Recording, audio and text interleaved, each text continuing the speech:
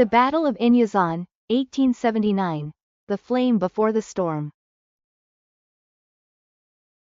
Before Isandlwana became the nightmare of the British Empire. Before Rorke's Drift became the legend of courage. There was another battle, smaller, lesser known. Yet it was the spark that set all of Zululand ablaze. Dawn Before the Storm. Morning, January 22, 1879. A thin mist drifts across the green hills of Zululand. The land looks peaceful, but behind every bush, every blade of grass, the shadow of war is waiting. For months, the British Empire had prepared for its grand invasion. 3 separate columns marched across the border into Zululand, each determined to crush the powerful kingdom of King Eshowe. The central column, led by Lord Chelmsford, advanced straight toward the Zulu heartland. On the eastern flank, another force, the Eshowe column under Colonel Charles Pearson, moved along the coast. Their mission: capture Eshowe, build an advance base, and support the main army's drive inland. But on that same day, the day of Isandlwana, fate would decree blood for both sides. The March to Inyezane. Pearson's force numbered more than 5,000 men.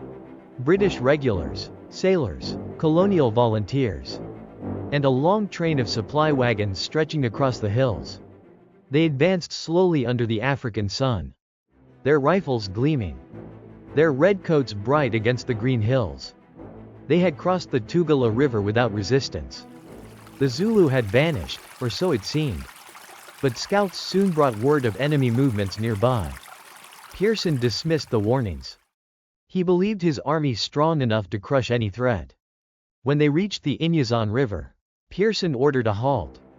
The wagons were drawn into a defensive circle, a laager. Men brewed coffee, cleaned rifles, tended to the oxen.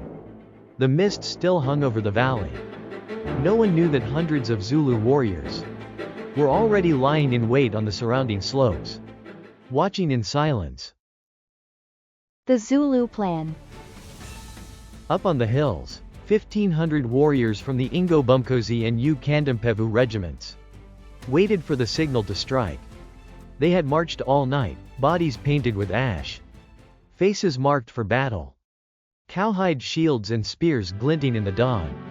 Outnumbered and outgunned, the Zulu planned a clever ambush to attack as the British crossed the river. But fate intervened again. A British scouting patrol spotted movement on the hill. Thinking it was just a small group, Pearson sent 2 companies of native troops and 1 infantry detachment to clear the ridge.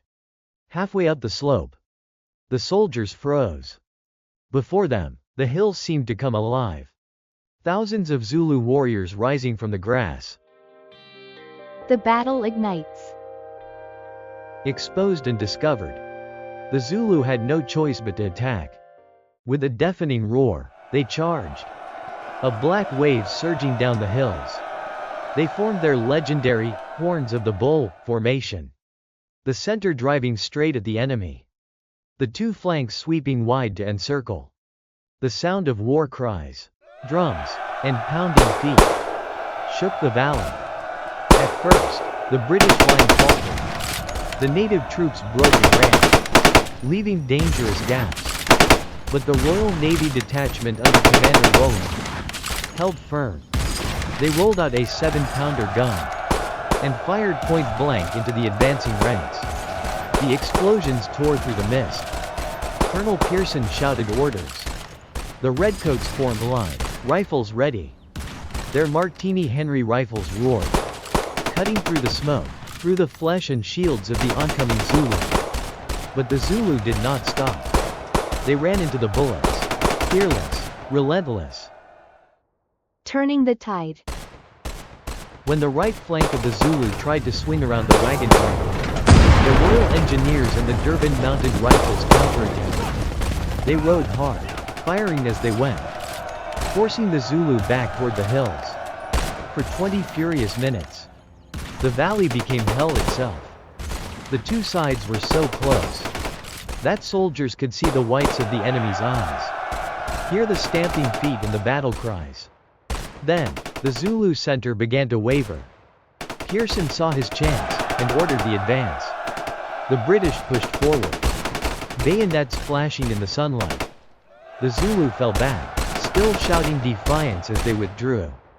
By 9 a.m., the valley of Inyezane was silent once more, except for the groans of the dying. Aftermath and meaning. The Battle of Inyezane was over. The British lost only 11 men. More than 350 Zulu warriors lay dead on the field. Pearson called it a victory, proof of British superiority.